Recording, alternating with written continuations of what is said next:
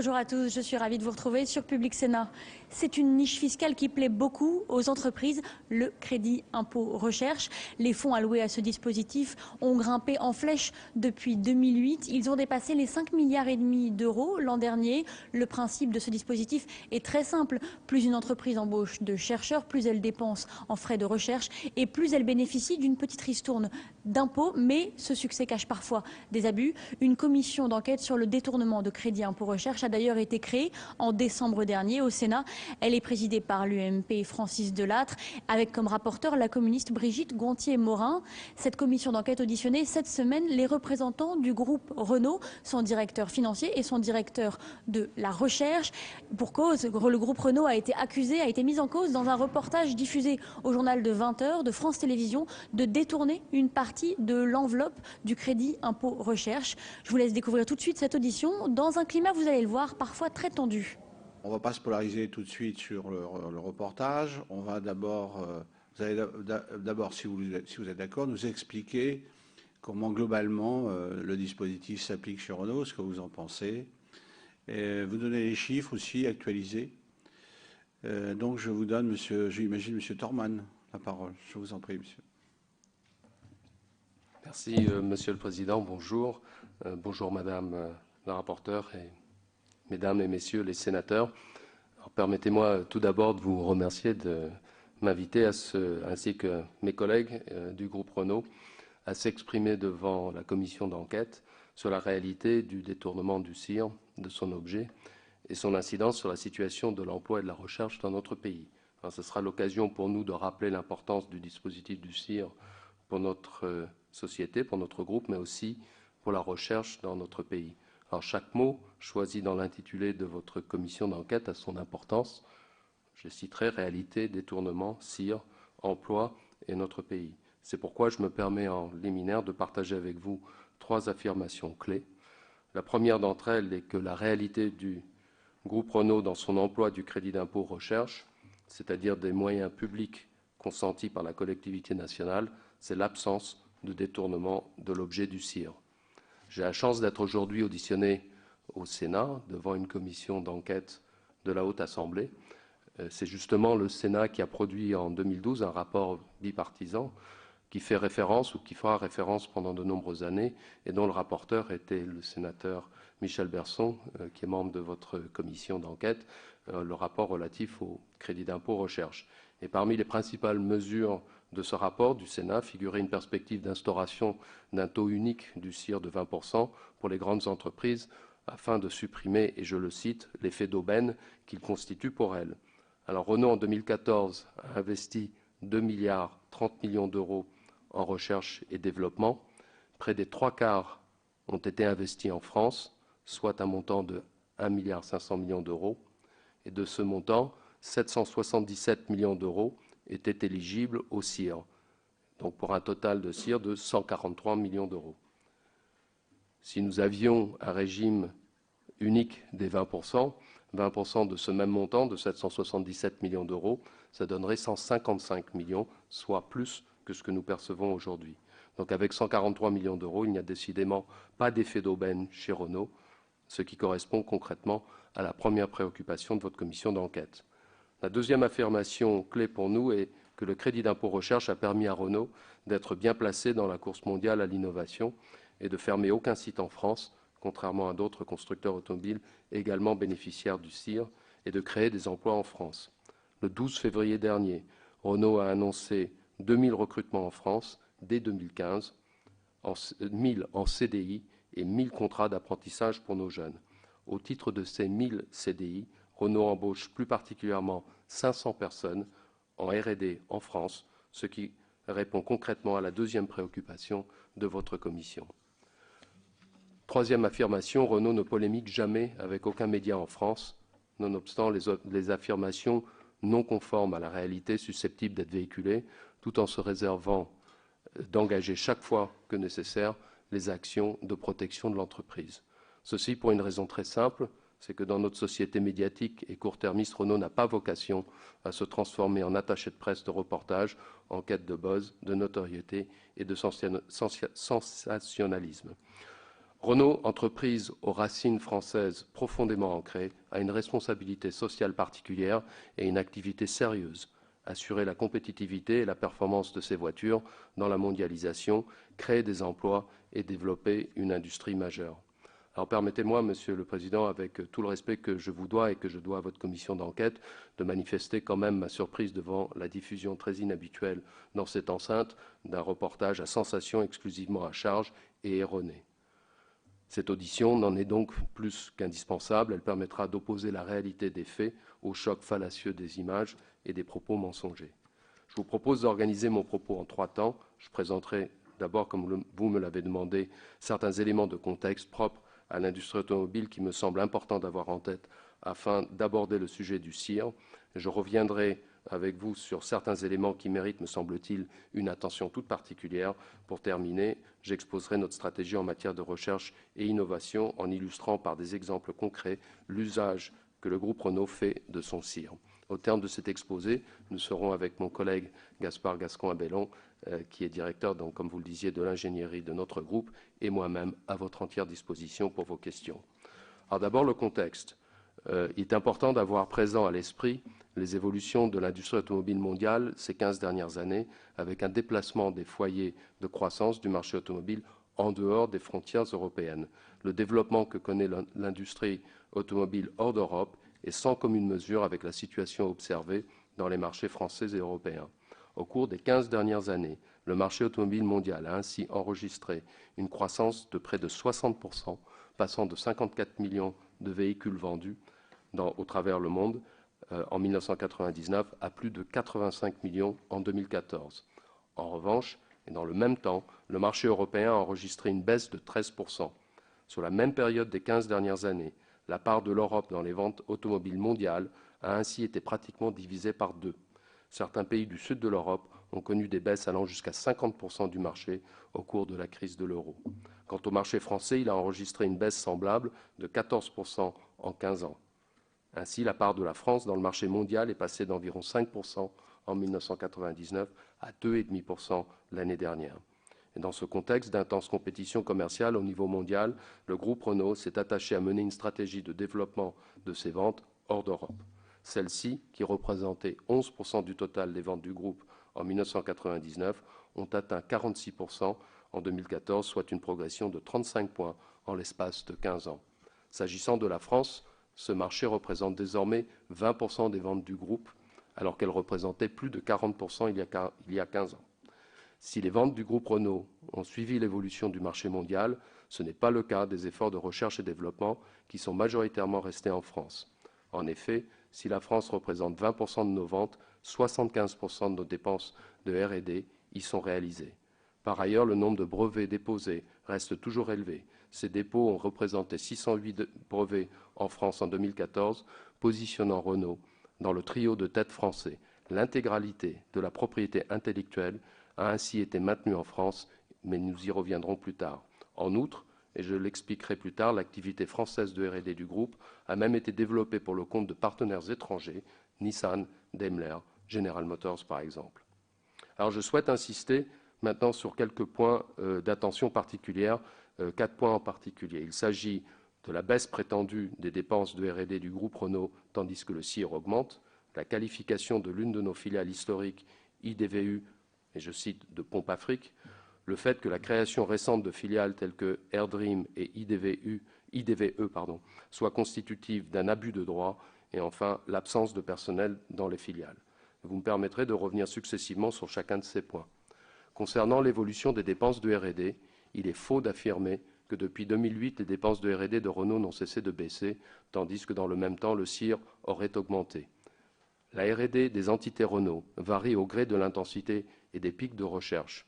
En toute logique, les dépenses éligibles au CIR varient également et suivent la même courbe. Comme nous l'avons indiqué à plusieurs reprises, les dépenses de R&D sont orientées à la hausse depuis 2008, avec une augmentation globale de 8,3%.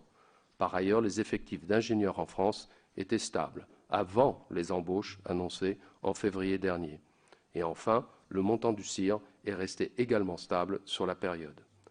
Deuxièmement, concernant la création soi-disant récente de IDVU, Alors IDVU, ça veut dire ingénierie, développement, véhicules utilitaires.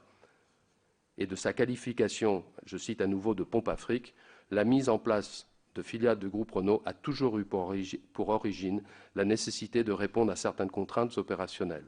De nombreuses activités du groupe Renault sont organisées en France au sein de filiales sans que cela ait la moindre cause fiscale.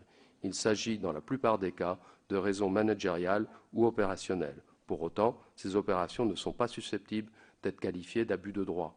Contrairement à ce qui a été affirmé, je tiens à souligner que IDVU n'a pas été créé en 2009 pour augmenter le CIR du groupe Renault. IDVU a été créé en 1966. Cette société est issue de la fusion de deux bureaux d'études externes, Créos et Créca, anciennement Chausson Ingénierie, et qui ont été intégrés à cette époque au groupe Renault. Cette société réalise des dépenses éligibles au CIR depuis plus de 15 ans. Avant même la modification législative de 2008, ces dépenses de R&D éligibles au CIR étaient importantes. Elles s'élevaient à 87 millions en 2007 contre 65 millions en 2008. L'analyse chronologique du montant des dépenses éligibles du CIR générées par IDVU depuis plus de 10 ans permet de constater que le passage dans la loi de finances pour 2008 d'un système de CIR en accroissement à un système de CIR en volume déplafonné n'a entraîné en pratique aucune augmentation des dépenses de recherche d'IDVU éligibles au CIR, mais au contraire une baisse. Il est donc inexact de sous-entendre qu'IDVU serait, je cite à nouveau, une pompe Afrique destinée depuis 2009 à augmenter le CIR de Renault. Les faits démontrent en effet le contraire. Par ailleurs, ce constat est également valable pour nos filiales Renault Dream, AirDream et IDVE. Ainsi, pour ce qui est de la création récente de Renault Dream et IDVE, également montrée du doigt comme un abus de droit, je me dois de réagir. Bien évidemment, la création de ces deux entités a eu un impact bénéfique sur le CIR de Renault. Nous ne le contestons pas, mais ces créations répondaient à des besoins opérationnels liés à l'émergence de nouvelles technologies pouvant attirer des partenaires possibles. IDVE, cette fois-ci Ingénierie Développement Véhicules électriques, a été créé au démarrage de l'activité nouvelle, le véhicule électrique, le regroupement de l'ingénierie du véhicule dédié à 100% au projet du véhicule à zéro émission de CO2 au sein d'une seule et même entité faisait sens.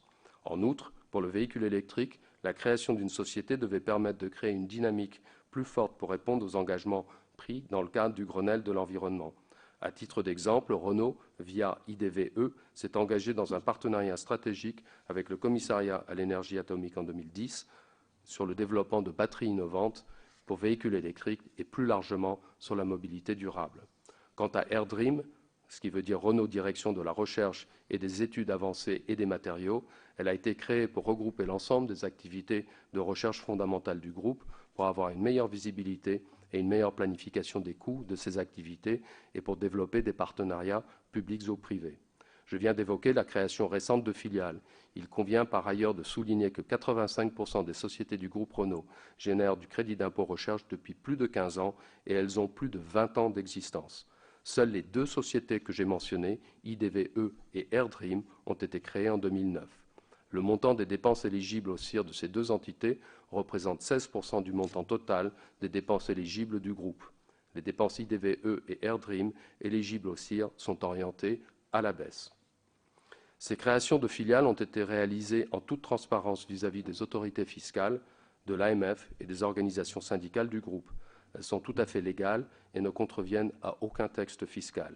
Elles ont toutes fait l'objet de contrôles depuis leur création, contrôles qui n'ont jamais donné lieu à aucun redressement. Dernier point sur lequel il me semble important d'apporter certaines clarifications, il s'agit de l'absence de personnel dans les filiales que je viens de citer.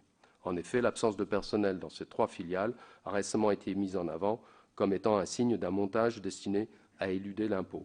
Et il n'en est rien. Nous rappelons que le personnel de IDVU était localisé précisément dans IDVU jusqu'en 2009 et que le transfert du personnel de IDVU vers Renault SAS a été fait en 2009. Et ce, pour des raisons sociales avant tout et managériales. Évoquer en 2009 l'absence de personnel dans IDVU est donc totalement anachronique. Par ailleurs, le fait de centraliser chez Renault SAS une part importante du personnel du groupe Renault en France et les mettre à disposition de ces filiales est une organisation commune très répandue au sein du groupe, y compris pour les filiales réalisant peu ou pas de dépenses de R&D. De nombreuses activités d'ingénierie ou industrielles du groupe Renault ont été filialisées au cours des dernières années. Le personnel a été mis à disposition de ces filiales par Renault SAS sans que cela n'ait le moindre lien avec une éventuelle optimisation du CIR du groupe. Parmi la trentaine de filiales opérationnelles du groupe Renault, seules 2 fonctionnent avec du personnel spécifique. Il s'agit de MCA à Maubeuge et de Sauvab à Batilly. L'intégralité des autres entités du groupe fonctionne sans personnel propre, mais avec du personnel mis à disposition par Renault SAS. C'est ainsi le cas pour toutes les usines. Flins, Douai, Sandouville, pour ne citer que celle-ci. Le regroupement du personnel du groupe Renault, que ce soit en matière d'ingénierie ou de fabrication, au niveau de notre société principale Renault SAS, s'explique par 2 principales raisons. Le souhait d'abord d'améliorer le climat social au sein du groupe et de garantir au maximum aux salariés basés en France les mêmes avantages sociaux. Deuxièmement, c'est aussi pour des raisons opérationnelles et pour permettre plus de souplesse dans la gestion des effectifs et dans leur affectation aux différentes activités du groupe. Cette gestion centrale au niveau de Renault SAS, des effectifs est même un souhait des partenaires sociaux. Elle est protectrice des intérêts des salariés et n'a rien à voir avec un éventuel montage fiscal destiné à optimiser le CIR. Pour preuve, cette organisation est également déployée dans nos usines de fabrication françaises que j'ai citées, dont la plupart réalisent peu de CIR. Maintenant, la stratégie de Renault en matière de R&D. Le groupe Renault, le 10e constructeur mondial, dispose de 5 centres de recherche dans le monde. En France avec le Technocentre, au Brésil, en Corée, en Inde et en Roumanie. En dépit de l'attractivité de ces 4 centres basés à l'international, tant pour la compétence de leurs ingénieurs que pour leur structure, des coûts, le groupe a fait le choix de maintenir et de faire prospérer en France 75% de sa R&D mondiale. Dans ce contexte, le CIR est un facteur essentiel de la compétitivité du coût de l'ingénieur en France. Alors que le coût de la recherche française est la 2e plus élevée au monde après les États-Unis, le CIR améliore la compétitivité de la R&D et de l'industrie française. De ce fait, il concourt à rendre le coût de R&D raisonnable et acceptable par rapport à celui d'autres pays et permet le maintien et le développement de l'outil industriel en France. Depuis le début de la crise en 2008, c'est en partie grâce au CIR que le groupe Renault, présent sur tous les continents, a pu maintenir l'essentiel de ses efforts de recherche et de développement en France. Par ailleurs, entre 2008 et 2015, la recherche fondamentale a pu continuer à croître grâce au CIR. Ce dernier a permis d'éviter la classique coupure des budgets de recherche fondamentale en période de crise. À titre d'exemple, le nombre de doctorants est resté stable à 100 personnes durant cette période. En outre, 30 nouveaux doctorants bénéficient chaque année des bourses des conventions industrielles de formation par la recherche, CIFRE, mise en place par l'Association nationale en recherche technologie, ANRT. Renault a pu lancer un important plan d'embauche en France dans le cadre du plan de compétitivité annoncé en février dernier, comme déjà évoqué. Il se traduira par l'embauche dès cette année de 500 personnes en R&D en France. Et enfin, Renault travaille avec plus de 100 sous-traitants ou partenaires de recherche situés en France, 78 organismes privés et 47 organismes publics. Le montant d'actions de R&D sous-traitées en France est supérieur à 300 millions d'euros. Sur ces 300 millions d'euros, seuls 12 millions entrent dans le calcul de l'assiette de R&D éligible au CIR en raison du plafonnement des dépenses de sous-traitance. Cependant, tous ces points n'auraient pas de sens s'ils ne venaient pas en soutien des grands projets de R&D de Renault. Outre le développement des gammes toujours plus innovantes, allant de la petite citadine aux véhicules utilitaires en passant par les 4x4, je citerai 4 programmes emblématiques de Renault. Le véhicule électrique, zéro émission, au contraire du véhicule hybride, avec une gamme complète de 4 véhicules, Twizy, Zoe, Fluence et Kangoo, vendus partout dans le monde. Le véhicule connecté, avec les innovations comme Airlink 2, classé numéro 1 des systèmes connectés. Eolab, la voiture pour tous, consommant moins de 2 litres au 100 km et qui faisait partie des 34 plans de reconquête pour une nouvelle France industrielle présentés en septembre 2013 par le président de la République. Eolab a même atteint une consommation de 1 litre au 100 km.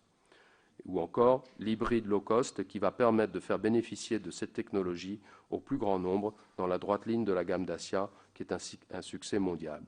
Plus de 500 projets de R&D éligibles au CIR sont décrits dans le détail à la disposition de l'administration et du ministère de l'Éducation nationale, de l'enseignement supérieur et de la recherche. Ces dossiers mettent à contribution plus de 700 personnes chez Renault pour leur rédaction. Sur le 1,5 milliard d'euros investis en R&D par Renault en France, seuls 777 millions sont éligibles au CIR, soit un peu plus de 50% de la R&D française totale. En outre, sur ces 777 millions d'euros, 400 millions sont plafonnés et donc éligibles à une contribution CIR réduite de 5%. La question du coût du travail en France et sa perte de compétitivité est un sujet connu de tous. J'ai sous les yeux un tableau que vous connaissez sans doute. Il n'est pas réalisé par Renault, mais par l'Association nationale recherche technologie. Celui-ci figure dans les réponses écrites au questionnaire de la commission d'enquête. Il compare le coût de la R&D française à celui d'autres pays et montre comment le CIR permet de l'améliorer. À la lecture de ces chiffres, le CIR permet de réduire de 11% le coût de l'ingénierie en France. Ce coût est intégré dans nos équations économiques. C'est un paramètre dans les décisions d'arbitrage interne relatifs à la localisation au sein des différents centres de recherche de notre groupe des projets de R&D. Du fait du plafonnement de l'assiette pour les grandes entreprises à 100 millions d'euros, l'impact de la baisse du coût du travail imputable au CIR est inférieur pour celle-ci au taux moyen de 18% estimé par l'ANRT. Certains ont pu avancer que les dépenses de recherche du groupe Renault étaient orientées à la baisse. Or, il n'en est rien. Et je tiens à rétablir la vérité en vous donnant quelques chiffres qui contredisent cette affirmation. Pendant la période de crise de 2008 à 2009, Renault a fait le choix de préserver le montant de sa R&D. Le groupe n'a cessé de l'augmenter depuis, passant de 1,870 milliard d'euros à 2,030 milliards d'euros entre 2010 et 2014, soit une progression de 8,3%. Autre point sur lequel je souhaite insister, le portefeuille de propriété intellectuelle du groupe est entièrement détenu par Renault SAS, entité française. À ce titre, Renault SAS a déposé en 2014 plus de 600 brevets en France, soit une hausse constante depuis 2008 et un doublement depuis 2010. Ceci place Renault dans le trio de tête des entreprises innovantes en France. Par ailleurs, il convient de noter que Renault SAS ou ses filiales françaises réalisent pour nos partenaires étrangers, Nissan, Daimler, Fiat et General Motors, de nombreux travaux de R&D dans les domaines des moteurs, du véhicule électrique et des véhicules utilitaires. Ce sont ces domaines où les compétences de Renault sont largement reconnues et appréciées. Ces travaux de R&D facturés par Renault SAS à ses partenaires étrangers pour la seule année 2014 ont représenté un montant supérieur à 260 millions d'euros. La gestion patrimoniale par le groupe Renault de sa propriété intellectuelle est entièrement organisée en France. Les brevets et le savoir-faire du groupe sont donc entièrement détenus par Renault SAS en France. Nous n'avons pas de patent box aux Pays-Bas ou aux Bermudes, par exemple. Le groupe Renault est une entreprise citoyenne soucieuse du respect de ses obligations fiscales vis-à-vis de l'État français. Les redevances rapatriées en France par Renault SAS au titre des concessions à ses filiales étrangères de cette période de cette propriété intellectuelle représente environ 300 millions d'euros tous les ans. Comme nous l'avions évoqué précédemment, outre ces redevances, Renault SAS facture à ses partenaires plus de 260 millions d'euros de frais de R&D tous les ans. Au titre de la seule gestion de sa R&D, le groupe Renault rapatrie donc tous les ans en France 560 millions d'euros de base fiscale pleinement imposable à 38%, plus une CVAE de 1,5%. Vous en conviendrez, on ne peut pas parler d'une optimisation fiscale agressive. Ces 560 millions d'euros de base fiscale imposable au niveau de Renault SAS sont à prendre en compte au même titre que le CIR dans l'équation fiscale de la recherche en France. Le CIR incite les entreprises à réaliser de la R&D en France plutôt qu'à la délocaliser hors de France. Cette R&D est de fait détenue par Renault en France et génère une base imposable en France. Il s'agit là d'un écosystème particulièrement vertueux. Renault assume en conscience la responsabilité particulière qui découle de l'attribution par la collectivité nationale du mécanisme du crédit d'impôt recherche. De ce point de vue, Renault est plus que jamais une belle industrie inscrite dans le patrimoine et dans l'imaginaire de notre pays et de nos concitoyens. Une entreprise citoyenne en pointe en matière de R&D, de localisation de sa R&D, une entreprise performante qui embauche notamment des ingénieurs en France, 1000 CDI et 1000 contrats d'apprentissage cette année. En conclusion, grâce à l'arsenal mis en place par le législateur français aux arbitrages du management du groupe Renault et au talent et à l'investissement de presque 120 000 collaborateurs de notre entreprise, je tiens à vous préciser que 75% de la recherche de Renault est faite en France, pays dans lequel le coût du travail reste pourtant élevé. La propriété intellectuelle réalisée à l'étranger est entièrement détenue par Renault SAS en France. Tous les brevets et savoir-faire appartiennent à Renault SAS en France. Les facturations diverses apportent à Renault SAS entre 500 et 600 millions d'euros par an de base fiscale en France. Les 2/3 de nos dépenses éligibles au CIR sont plafonnées à 5%.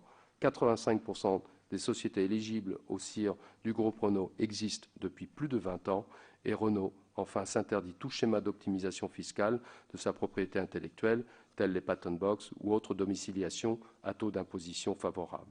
Dois-je ajouter que si Renault recherchait le bénéfice d'un quelconque effet d'aubaine, une délocalisation de la R&D associée à une gestion fiscale plus optimisante de son portefeuille de R&D générerait des économies sociales et fiscales sans commune mesure avec les gains que représente le CIR. Il est incontestable que Renault s'est toujours interdit d'adopter une telle stratégie. En effet, la recherche et le développement comptent parmi les activités les plus faciles à délocaliser, car elles ne nécessitent au fond de ressources autres que l'intelligence et le talent des ingénieurs. Cette intelligence et ce talent ne sont pas les seuls apanages de notre pays, qui n'en a pas le monopole de compétences techniques et scientifiques. Je vous remercie de votre attention, Monsieur le Président, Madame la rapporteure et Mesdames et Messieurs les sénateurs. Et moi, je vous remercie d'un exposé exhaustif, ce qui fait que ça va réduire quand même le nombre de questions que nous avions préparées. Je veux dire quand même 2-3 choses. D'abord, le président de la commission d'enquête, il organise ses travaux comme il le souhaite et surtout, il continue de l'environnement. Alors moi, j'ai souhaité personnellement que le reportage soit retraduit pour une raison simple, c'est qu'un certain nombre de membres de la commission d'enquête ne l'ont pas vu. Donc, une partie de votre exposé aurait été mal compris si on n'avait pas eu... bon.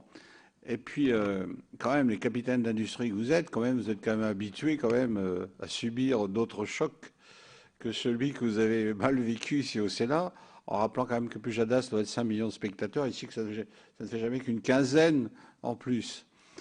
Vous dire aussi que, puisqu'on est là aussi pour se dire les choses, la non-réaction à un pareil reportage, nous on n'a pas, bon, on est quand même nombreux à avoir dans les commissions d'enquête très majoritairement pensé que tout ça, il y avait beaucoup d'affabulation, eu égard à ce qu'est Renault.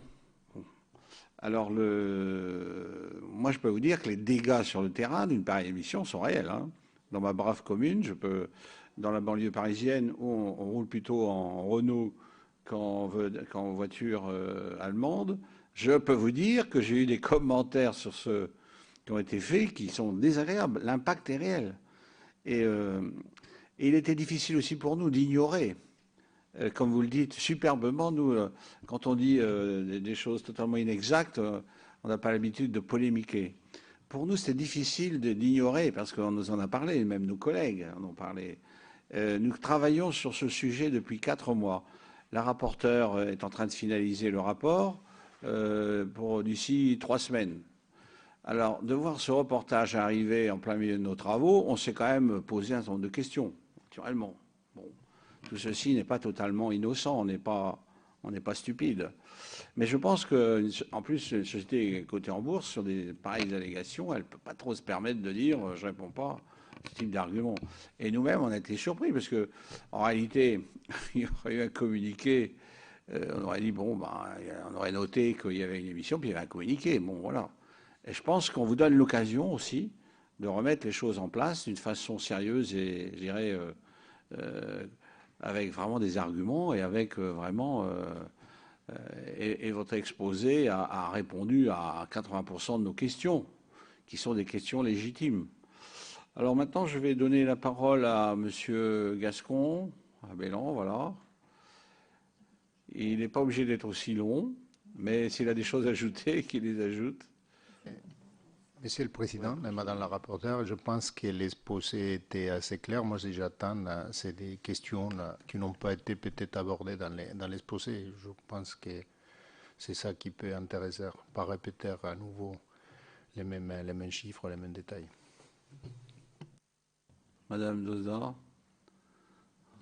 Non, je crois que l'exposé a été assez complet, comme vous l'avez mentionné. Et effectivement, je serai là pour appuyer mes collègues pour répondre aux questions. Bon, alors, Madame la rapporteure, les questions vont se passer comme ça. La rapporteure pose des questions, après l'ensemble des membres de la commission pose, hein, puis vous répondez. Oui, merci, monsieur, pour cet exposé qui nous apporte moult précisions. J'avais, en tant que rapporteur, bien entendu, reçu la réponse de Renaud, mais je suis tenue au secret fiscal, comme vous le savez. Donc, c'est bien aussi que nous puissions avoir ce moment d'échange. Alors, moi, je voudrais vous demander une précision, parce que, juste toujours sur cette question de ces fameuses filiales, moi, j'ai bien noté qu'une était créée en 1966 et deux en 2009, mais vous nous dites que donc l'absence de personnel d'IDVE et de AirDream n'est qu'apparente, hein, et qu'il y a un personnel qui est mis à disposition, que ça a correspondu à une exigence opérationnelle de l'entreprise, et vous nous avez décrit succinctement en quoi consistaient ces exigences opérationnelles. Est-ce que vous pouvez nous dire qui est réputé assumer juridiquement les salaires de ces entités et quel est le niveau de fonds propres pour chacune d'entre elles? Je voudrais aussi profiter de vous avoir sous la main, si je puis dire, pour que vous nous disiez peut-être si vous avez subi des contrôles fiscaux, y compris comment ça s'est passé, s'il y a eu des redressements, etc. Parce que c'est une question qui a été récurrente chez nous, parce que c'est une question sur laquelle on voudrait porter des améliorations. Et ma dernière question, parce que vous nous avez vraiment donné beaucoup de précisions, ça va un peu vite, donc peut-être ça sera une précision que je vais vous demander, mais est-ce que vous pouvez nous indiquer quelle est la valeur des droits incorporels issus de la recherche dans le bilan du groupe? Quels sont les revenus comptabilisés à ce titre dans le compte de résultat et quels sont les revenus correspondants inclus dans votre résultat fiscal en France, s'il vous plaît? J'en aurais terminé, Monsieur le Président. Bon, très bien, Madame la rapporteure. Je pense qu'il vaut mieux y aller auditeur après auditeur, parce qu'à la fin, c'est... Voilà.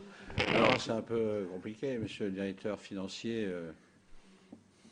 Alors, je vais essayer de... vous avez beaucoup de questions. S'il y a des points de détail et des chiffres que je ne voudrais pas... bon, vous les envoyez par écrit. Vous les envoyez par écrit. En tout cas, je peux déjà vous décrire, puisque vous avez une question aussi de compréhension du fonctionnement du groupe Renault. Alors, il faut faire juste un tout petit peu d'histoire, et ça remonte à la régie. Quand on était une régie n'a un peu par définition pas de bilan, et donc c'est une structure un petit peu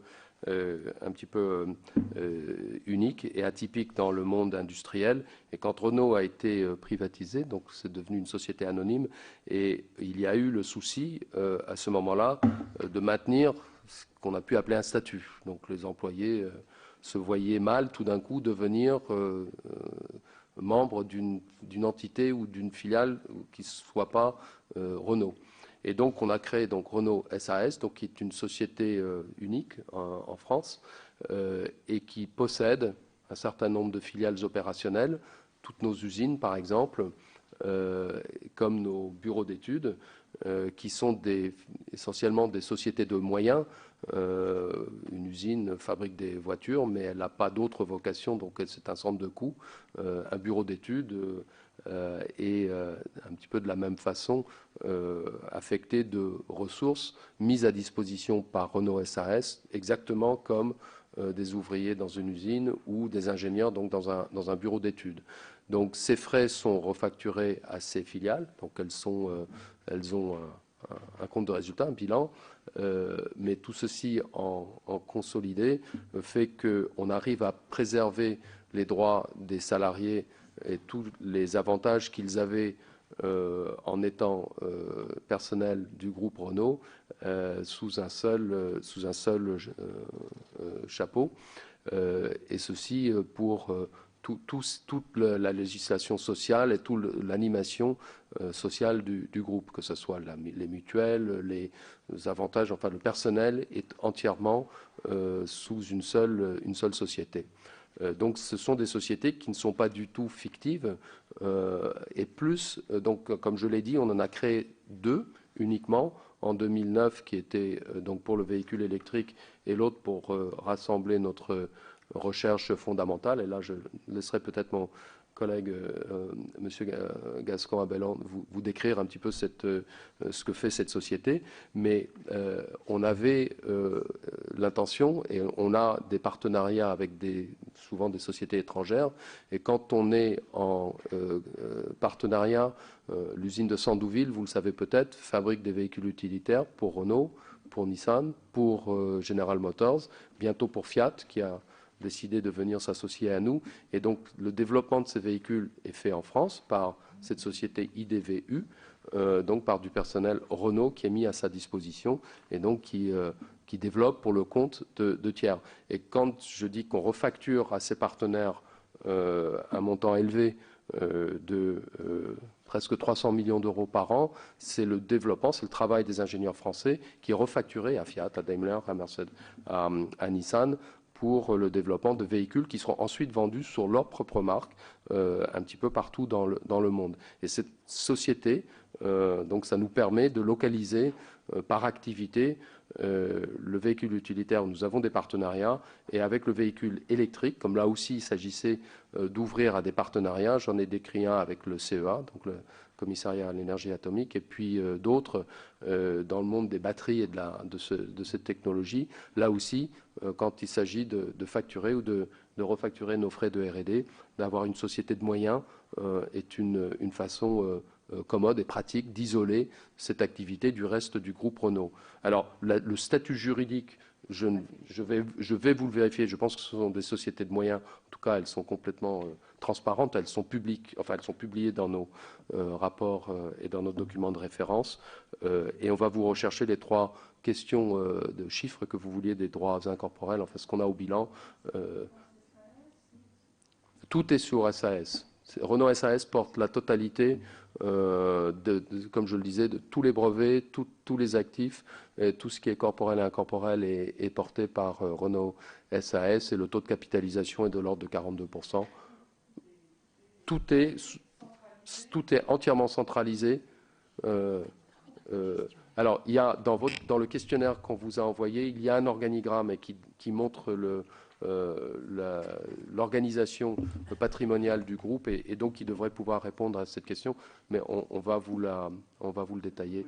Mais peut-être un mot de la recherche fondamentale de Hervé. Oui, simplement aussi pour clarifier pourquoi cette organisation des ressources d'ingénierie ou des ressources de recherche et développement. En général, toutes les sociétés modernes aujourd'hui sont des structures d'organisation matricielle, c'est-à-dire dans un côté, on a des axes d'activité qui sont des projets finalement, et d'autre côté, on a des métiers, des fonctions qui sont des spécialistes techniques, et donc les projets dans l'axe vertical, on les fait en groupant des ressources qui sont spécialisées dans différents métiers en fonction de la nature du projet.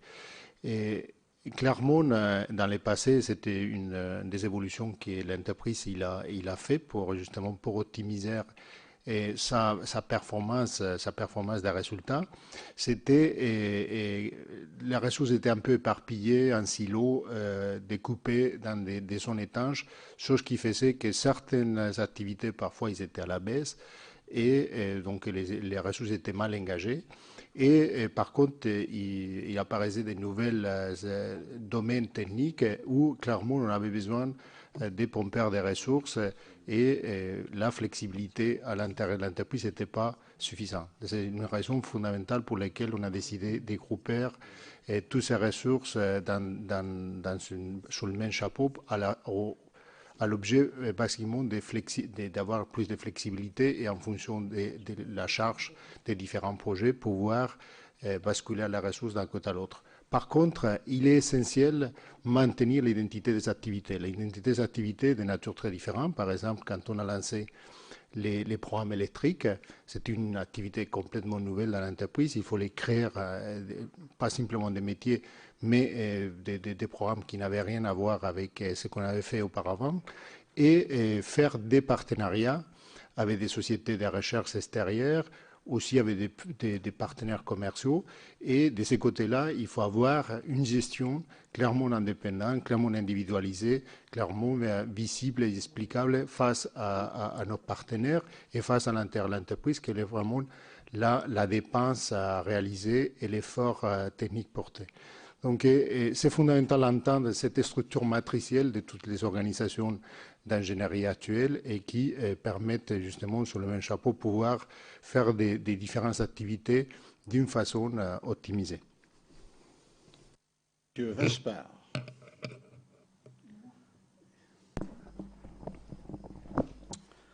Monsieur le Président, Mesdames, Messieurs, vous avez prêté serment. Ce qui veut dire que ce que nous avons entendu, on peut considérer que c'est votre vérité, mais un peu aussi la vérité du groupe. Je serais, comme mon collègue président, un peu atterré de voir qu'il n'y a pas eu de réaction. Quand on voit à quel point cette émission a pu faire des dégâts pour vous d'abord, pour le dispositif qui a été mis en place par les gouvernements antérieurs et confirmé par le gouvernement actuel.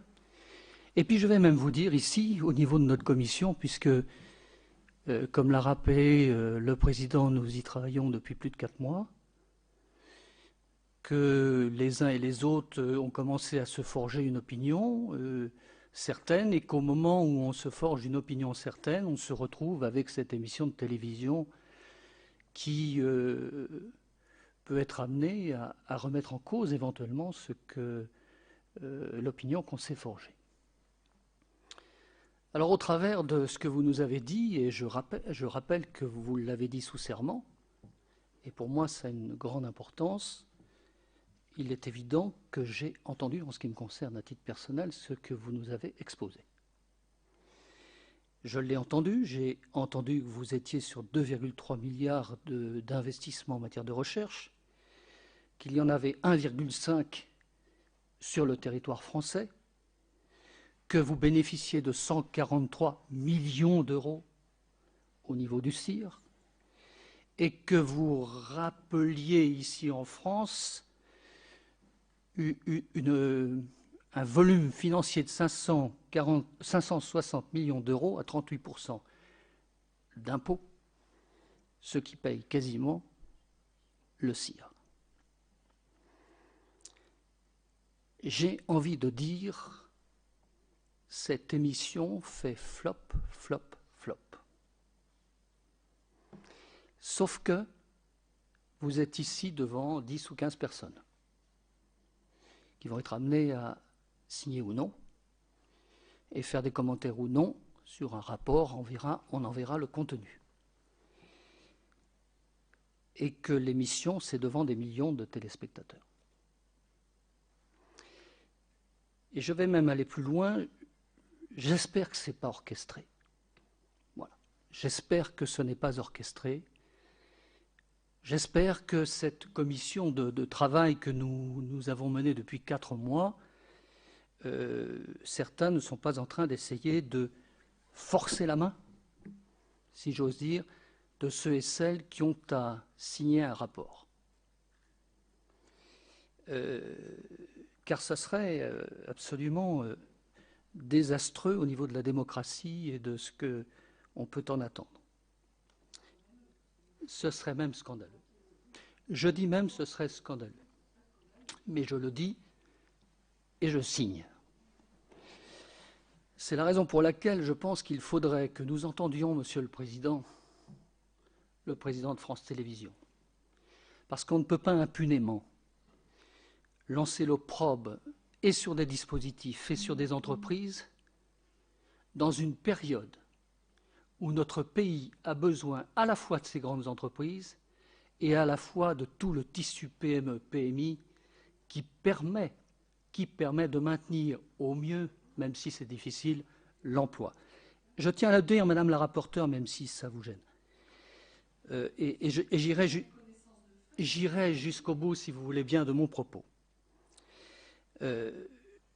Je voudrais vous poser une question, puisque l'objectif, c'est effectivement de poser une question. Je voudrais vous poser une question. Vous avez dit effectivement que vous aviez maintenu les effectifs en matière de recherche, mais que vous êtes en train de les augmenter. Je voudrais que vous nous disiez, toujours sous serment, si le dispositif du CIR n'existait pas. On a déjà entendu, j'ai posé cette question déjà à d'autres, y compris des collègues à vous. Si le dispositif du CIR n'existait pas, est-ce qu'aujourd'hui, vous seriez en situation d'augmenter les effectifs en matière de recherche et développement chez Renault, ou est-ce qu'il a été un déclencheur pour vous permettre aujourd'hui d'augmenter vos effectifs en matière de recherche et développement?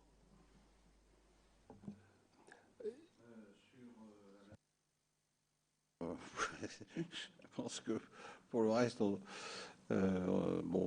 c'est le contexte général. Mais je dis très clairement que sur ce dossier Renault, Madame la rapporteure travaille tout à fait objectivement. C'est la chose que je... Voilà. Bien. Alors, vous avez la parole, Monsieur Thormann. Bien. Merci. Je vais essayer de répondre peut-être par trois axes différents à votre question. Que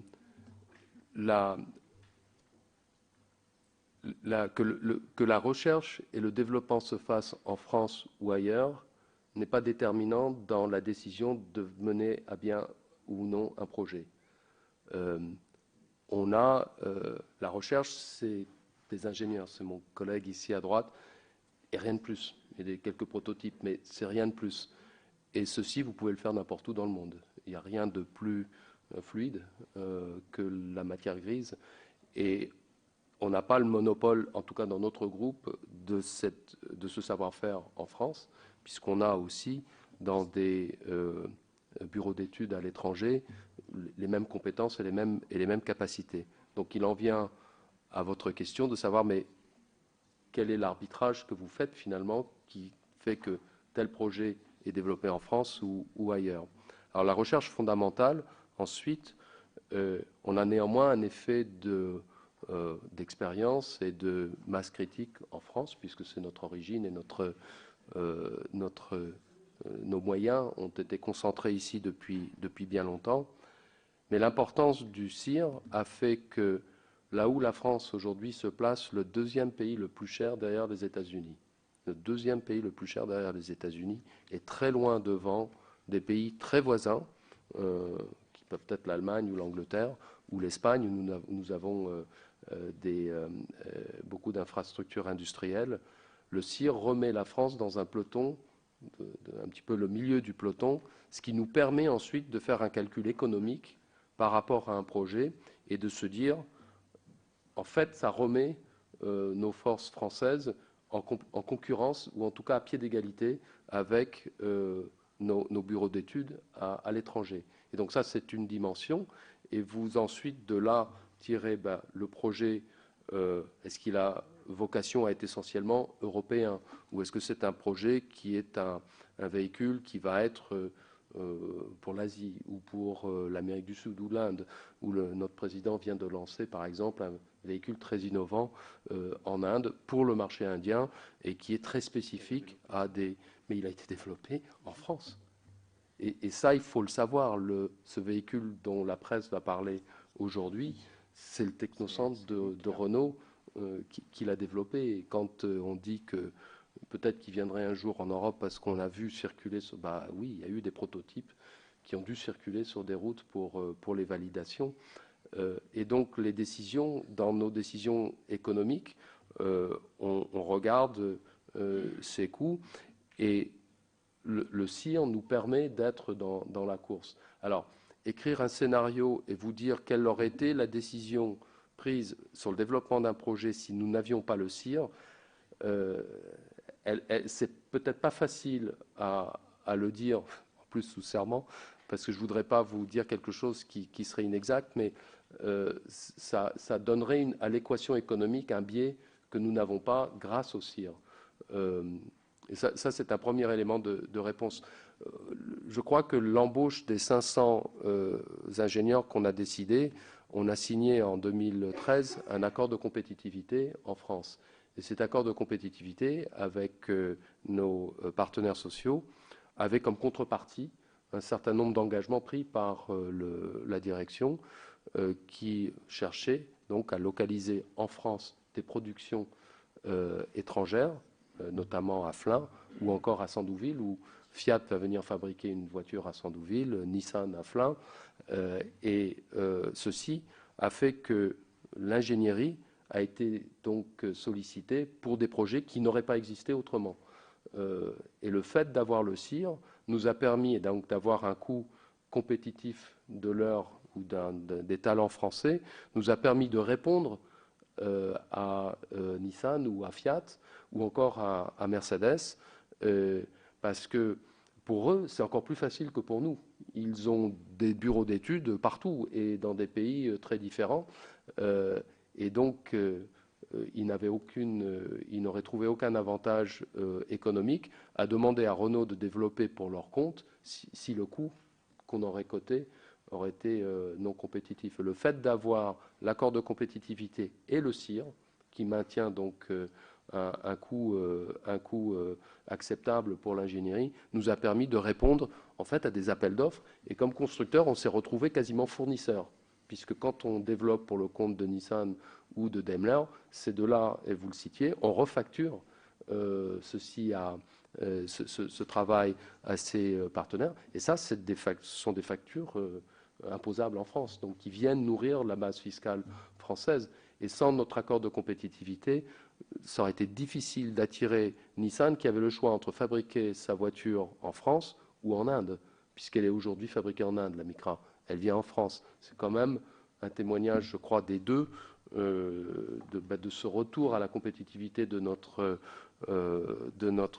ingénierie, ou Fiat, qui vient à Sandouville se joindre au projet du véhicule utilitaire. Et là aussi, tout ça s'est développé par tes équipes. Je peux simplement pour vous compléter, par exemple, aujourd'hui les activités d'ingénierie mécanique, où vous connaissez tous les moteurs Renault, notamment les moteurs diesel, mais aussi des moteurs essence, et puis une gamme des moteurs hybrides et moteurs électrifiés qu'on est en train de développer aujourd'hui sont plébiscités par tous même nos compétiteurs, on va dire. Et à tel point qu'aujourd'hui, l'activité d'ingénierie mécanique qu'on fait ici en France comporte à peu près 30% de l'activité, il est pour les comptes de nos partenaires. 30% qu'on n'aurait pas si on n'était pas compétitif. Et 30%, c'est énorme. Je peux vous le dire, c'est énorme. Et ça permet en même temps de pouvoir se payer du développement des nouvelles technologies pour donner une continuité, pour soutenir cette activité-là. Et notre vocation et notre volonté, clairement, c'est de faire de la France, et notamment de nos équipes en France, vraiment la base technologique de ce qui sont les futures plateformes automobiles. Vous avez dans l'automobile, il y a, pour dire comme ça, le contenu technique, puis ce qu'on voit extérieurement, la carrosserie, c'est une espèce de pot qu'on met sur la plateforme. Mais la vraie valeur ajoutée, la vraie savoir-faire et la vraie technologie, il est dans la plateforme. Et de ce côté-là, on a l'intention de pouvoir poursuivre ces développements ici et desservir, pour le dire comme ça, tous les autres marchés sur ces bases techniques et puis pouvoir développer des applications qui c'est ni plus ni moins déjà la finition du travail commencé ici. Si je peux me permettre, monsieur le sénateur, si je peux juste me permettre un complément pour répondre définitivement, j'espère, à votre question. L'ingénierie dans l'industrie automobile tire tout le reste. C'est-à-dire que si vous avez une ingénierie compétitive en coût, vous arrivez plus facilement à localiser, à nourrir vos usines, à fabriquer localement, puisque le développement est un peu détaché du lieu de vente. Mais quand vous avez un développement qui est fait et qui rassemble les techniques que vous avez employées sur plusieurs gammes de véhicules, vous avez des effets d'échelle, de partage, et de plus en plus de technologies sont communes aux voitures. L'électrification, c'est la même, qu'elle soit petite ou grande, ce sont les mêmes composants qui sont utilisés. Et donc, pour nous, ce qui est fondamental, c'est l'amont. Donc, on part tout à fait de la recherche fondamentale qui ensuite se décline en recherche d'application. Et c'est ce qui tire la compétitivité du groupe. Et pour nous, c'est fondamental que ce soit en France et que la France soit compétitive. C'est là où on a le plus de ressources. Oui, merci Président. D'abord, merci Président d'avoir organisé cette audition. Je crois qu'elle était importante et je voudrais vous remercier de la clarté de votre présentation tout à l'heure. Il était effectivement, je partage ce qu'a dit mon collègue, il était important de vous entendre. Néanmoins, j'aurais deux questions qui m'éloignent du débat polémique que je trouve, que je qualifie de la même manière. Je reviens sur le vrai objet de notre commission d'enquête, c'est vous avez fait état, suite au CIR, de 600 brevets déposés, ce qui est important. Et j'aurais deux questions à ce niveau-là. La première, c'est donc déposé en France. J'insiste là-dessus. Oui, non, mais c'est important, votre réponse, elle est très importante parce que dans d'autres auditions, on a pu voir que parfois, il y avait du CIR où les brevets n'étaient pas déposés en France. Donc ma question, vous allez voir la suite, c'est bon, il y en a 600 qui sont déposés en France, est-ce que vous en déposez à l'étranger à partir des crédits du CIR? Et deuxième question, la dernière, les brevets, une fois déposés, la production. Alors, il y a des brevets qui sont déposés parfois qui ne rentrent pas forcément en production. On est bien d'accord. Je suis dans le monde économique aussi. Mais néanmoins, est-ce que vous pouvez nous éclairer et nous donner un peu la part d'exécution et de mise en production de ces 600 brevets, par exemple, qui ont été déposés en France, s'ils sont produits dans l'Hexagone ou ailleurs? Bon, la première réponse, c'est oui, quasiment 99% des brevets, ils sont déposés en France.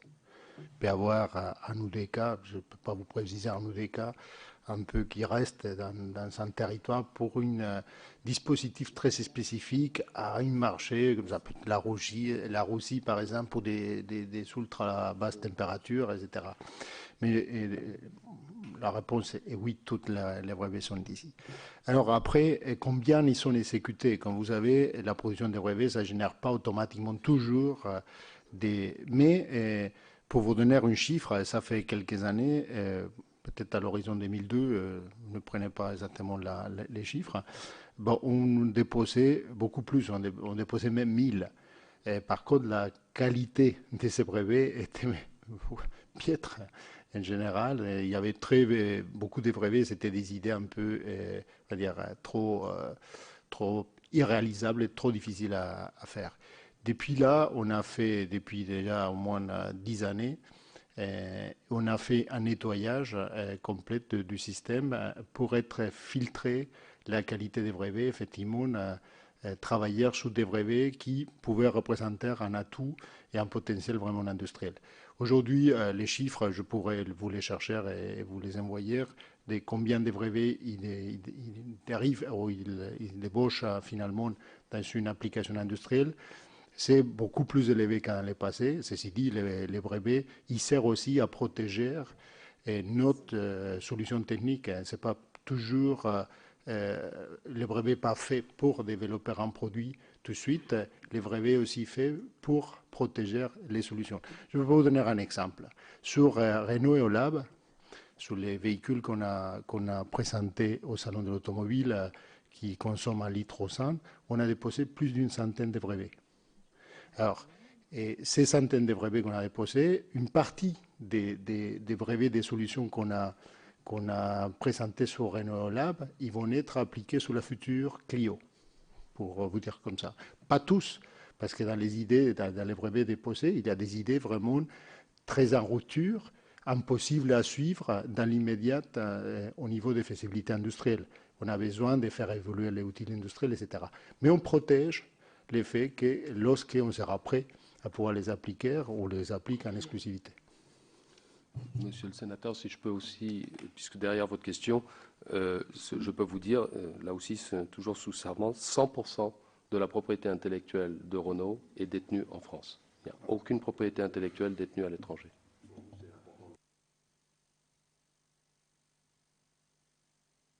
Est-ce que tu as une réponse complète?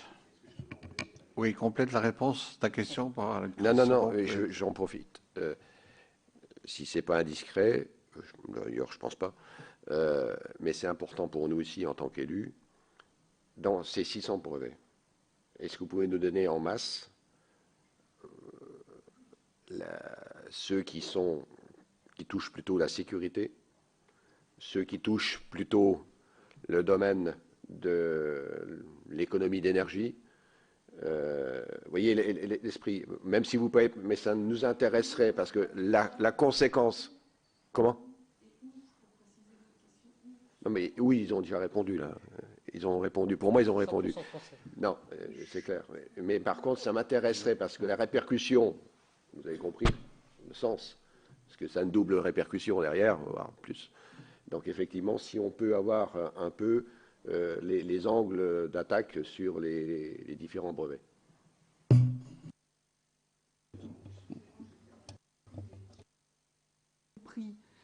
Que 100% ou 99,%, on n'est pas, étaient immatriculés en France, mais où sont-ils réalisés et comment sont perçues les redevances liées au brevet?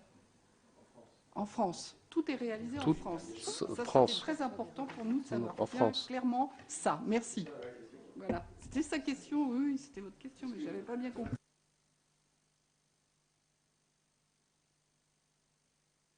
Tu as une réponse complète, ça va? Oui. Ils vont peut-être les écrire. On vous facilitera absolument les découpages sur quel domaine technique ils portent le brevet. Il n'y a aucun problème.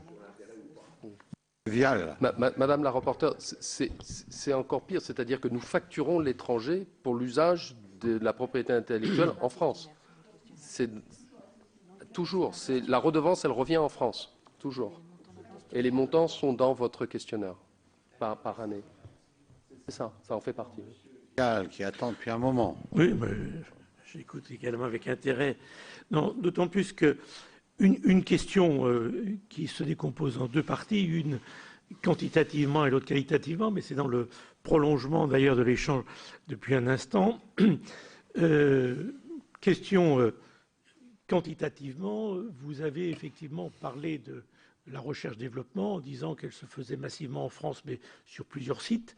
Il est intéressant pour nous, par rapport à la valeur, au coût de la recherche-développement, que vous puissiez nous donner quels sont les autres sites Renault dans le monde, quelle est l'importance de ces sites de recherche-développement, le nombre de chercheurs, de personnels qui sont attachés, et puis site par site, le coût, puisque effectivement vous avez indiqué que c'est en France que le coût de la recherche-développement est le plus élevé et que le CIR contribuait pour beaucoup, si ce n'est à le rendre plus compétitif, en tout cas à en atténuer le coût, puisque vous avez indiqué qu'il était le deuxième coût le plus cher sur le plan international.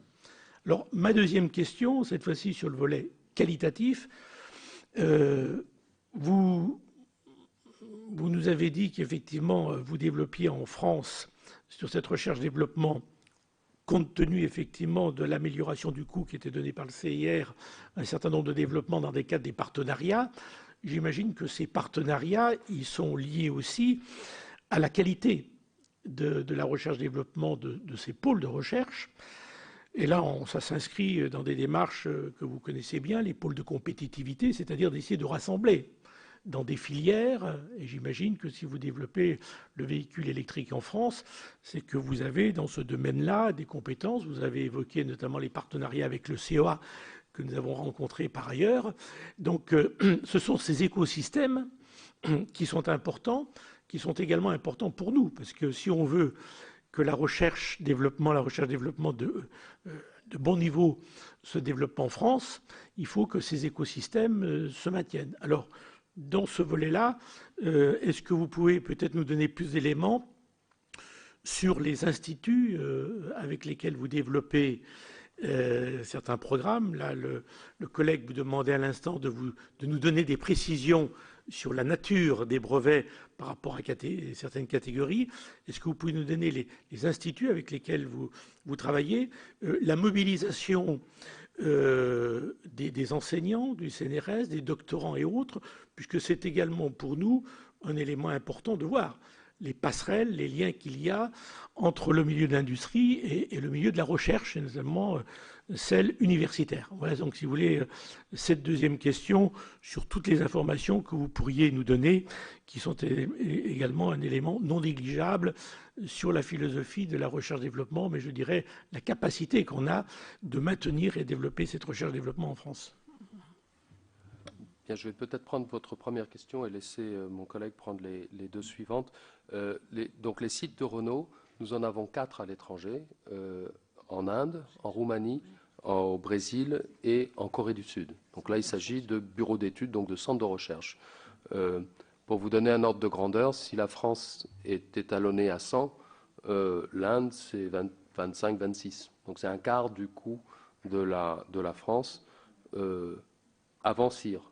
Une fois qu'on a le CIR, la France se retrouve à peu près comme le Brésil, par exemple, en coût d'ingénieur. Souvent, dans des pays réputés être à bas coût, le coût de l'ingénieur relatif aux autres professions et aux autres métiers dans ces pays-là est relativement peut-être élevé par rapport à d'autres professions. Donc les écarts sont moindres que si vous compariez, par exemple, le coût d'une usine en France ou en Espagne ou en Allemagne ou en Angleterre par rapport à une usine en Inde. Là, l'écart serait encore beaucoup plus important.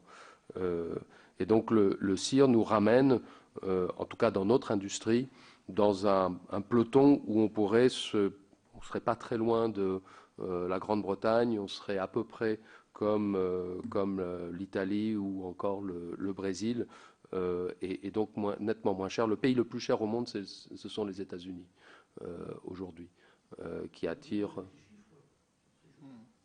Oui, alors on a un tableau qu'on a mis également dans le questionnaire qu'on pourra vous donner. Alors peut-être donc les questions relatives au pôle de compétitivité, les instituts avec lesquels on travaille. Peut-être certainement vous avez, Renault, il est participant et intégrante de la plateforme, la filière automobile. Et c'est dans ces cadres-là où on développe divers programmes qui sont d'intérêt général et qui sont un peu les vecteurs des dynamiques pour pousser la recherche dans l'automobile. Et notamment, c'est dans ces cadres-là qu'on a lancé le projet du véhicule des litres au 100, un véhicule qui consomme moins de litres au 100, qui était démarré dans les granelles de l'environnement, mais qui était passé après à la plateforme. Et dans l'écosystème de la plateforme, on a, à part de réunir les grands équipementiers qui travaillent avec nous, quand je dis avec nous, c'est avec les PSA et Renault, qui sont un peu les acteurs des bases au centre de la plateforme. Et il y a tous les grands équipementiers et après les petits équipementiers.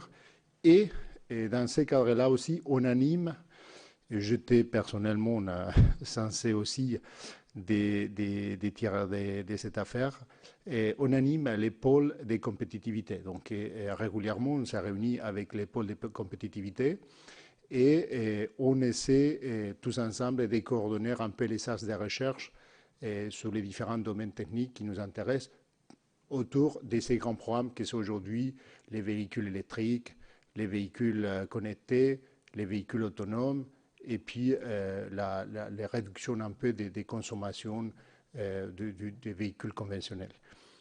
Et notamment de ces côtés-là, on a pris une initiative qui très tôt il va être connue. C'est dans les prochains ateliers de la plateforme automobile. on va tenter une nouvelle approche justement pour tirer un petit peu plus profit des pôles de compétitivité pour mieux les orienter vers la recherche et vers les innovations techniques appliquées, de montrer une espèce de cahier des charges très précise dont les constructeurs automobiles ils ont vraiment besoin de nouvelles idées, d'une façon beaucoup plus concrète que dans le passé, c'est-à-dire au lieu de définir d'une façon très peu précise ou trop générale les axes de recherche, et dire exactement quels sont les éléments techniques dont on a besoin pour améliorer la compétitivité des constructeurs. Et de cette façon-là, vraiment pousser des vrais programmes qui se réalisent, des programmes vraiment qui ont un côté applicatif important. Ça, c'est une chose. Et en plus de ça, on travaille évidemment aussi avec beaucoup d'institutions de recherche et d'établissements de recherche. On travaille avec, par exemple, l'Institut VDCOM, qui a été créé justement autour du véhicule autonome.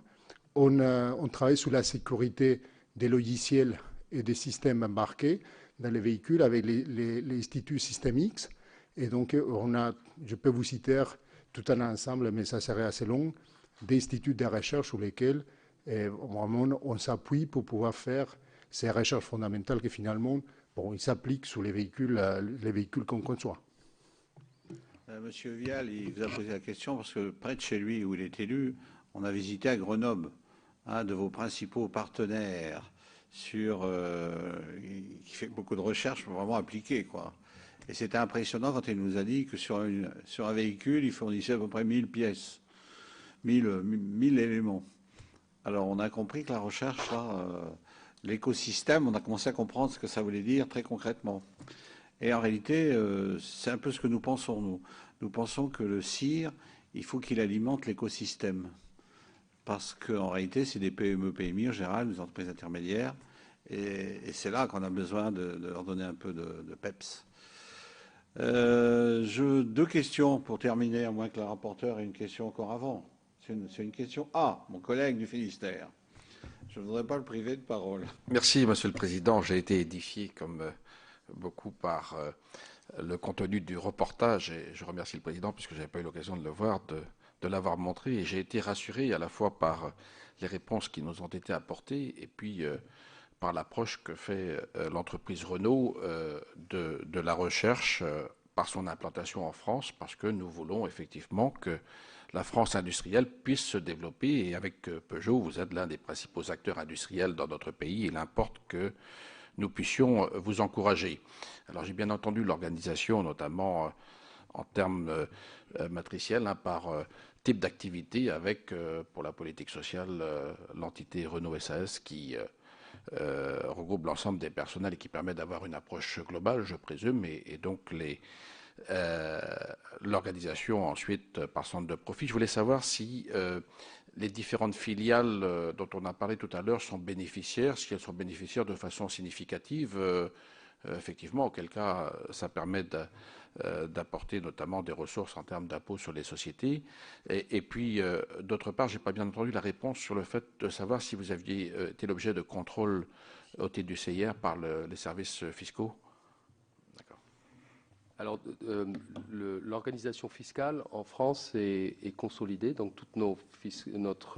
on a un système fiscal où toutes nos sociétés françaises sont consolidées dans un même périmètre fiscal. Donc, les filiales, qui sont là, en l'occurrence, des sociétés de moyens, comme une usine qui est un centre de coûts, plus qu'autre chose, est consolidée avec la maison mère. Et tout ceci donne un résultat fiscal unique qui est, y compris notre banque, qui est intégré dans le périmètre fiscal français. Donc tout est rabattu, enfin tout vient en France, et comme je le disais, toutes nos refacturations atterrissent en France, et c'est en France qu'on a notre liasse fiscale unique.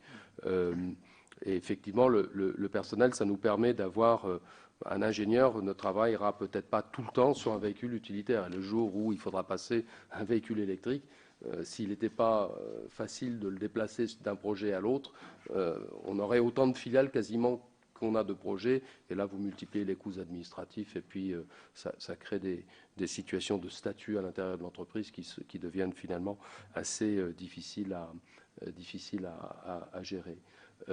Alors oui, nous avons été contrôlés. Alors d'abord, tout le dispositif est totalement public, hein, il est communiqué dans nos plaquettes qui sont déposées le document de référence à l'AMF. Donc le dispositif est évidemment connu des services fiscaux français. Nous sommes régulièrement audités et contrôlés, et ces sociétés ont toutes été contrôlées et n'ont jamais fait l'objet d'un commentaire ou d'un redressement, et encore moins d'un redressement. Pardon ? Le rescrit fiscal, je crois me souvenir. Non, non. C'est effectivement dans notre... Oui, c'est une de vos questions. Voilà. Alors pour terminer, 2 questions, messieurs, puisque Madame Dezna a décidé de ne pas intervenir. Ces problèmes fiscaux avaient l'air de la terroriser. Non, ça va. Alors, Monsieur Gascoigne-Bellan, on parle toujours de notre sous-équipement en robots. Nos robots, on est surrobotisés. Alors vous êtes vraiment dans l'activité où le robot, la fabrication de vos voitures, est quand même un élément majeur.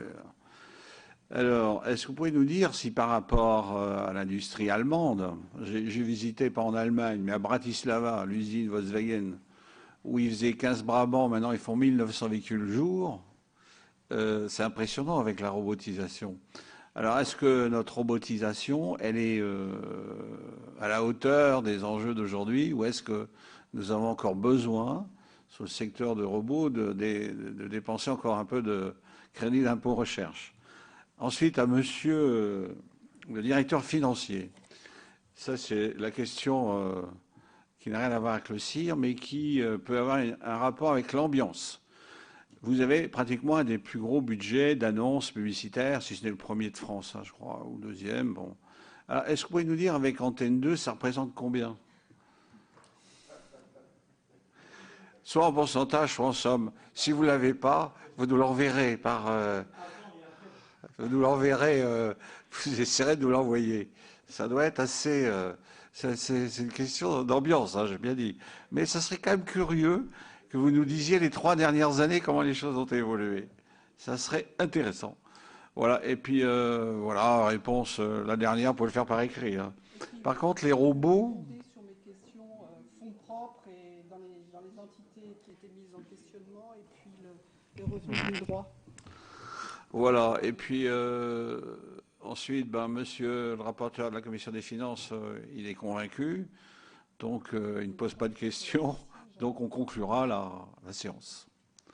Ok, par rapport à votre question sur la robotisation, je ne vais pas rentrer dans un débat ultra technique. Mais vous pouvez, on est même capable de comprendre. Non, mais clairement, je peux vous dire qu'on a une réflexion au sein du groupe vraiment sur comment améliorer la compétitivité des usines en France. Et ça, c'est un des soucis majeurs que nous avons. Et nous avons étudié différentes propositions d'optimisation de l'outil industriel. Et naturellement, ça passe autant sur l'aspect qualité comme sur l'aspect productivité pure, c'est-à-dire coût des fabrications. Et effectivement, la robotisation, c'est un outil qui devient très intéressant aujourd'hui. Mais c'est un outil qui devient encore plus intéressant quand on est dans des fabrications à un certain volume et avec une certaine aussi flexibilité. Et aujourd'hui, le groupe Renault s'est engagé sur une démarche vraiment de standardisation très forte des plateformes qui permettent déjà pouvoir créer différents modèles à partir d'une seule base du véhicule. Ils permettent peut-être une utilisation beaucoup plus efficace de la robotisation. Et à l'étude aujourd'hui, nous avons différents projets pour probablement l'utiliser beaucoup plus massivement dans certaines usines françaises. Mais je ne peux pas vous préciser plus parce que justement, ce sont des projets qui sont en construction et qu'ils aboutiront d'ici à quelque peu, mais plutôt sur les courts termes que sur les longs. séance. Je pense qu'on a eu un débat sérieux. La présentation, effectivement, répond déjà à beaucoup des questions et ça nous permet quand même d'avoir une vision d'un grand groupe français par rapport à la recherche-développement et qui complète assez bien, d'ailleurs, beaucoup d'autres auditions que nous avons eues sur ce sujet. Donc, nous ferons en sorte que dans le rapport, une page soit consacrée spécifiquement à cette séance pour remettre un peu les choses en ordre. Monsieur le directeur, messieurs les directeurs, mesdames les directrices, merci de vous être dérangés et d'avoir répondu à l'ensemble de nos questions avec beaucoup de précision. Voilà pour cette audition sur le thème du détournement de crédit impôt recherche. La commission d'enquête sur ce sujet au Sénat recevait, vous l'avez vu, 2 représentants du groupe automobile Renault, son directeur financier et son directeur de la recherche. Le groupe automobile qui a été mis en cause dans un reportage du journal télévisé de France 2, le journal de 20 h. Dans un reportage, les journalistes montrent un mécanisme d'optimisation fiscale qui serait utilisé par Renault pour détourner une partie de l'enveloppe de crédit impôt recherche. Vous pouvez toujours voir et revoir cette audition et toutes les autres sur notre site publicsena.fr. Très bonne suite des programmes sur les chaînes parlementaires.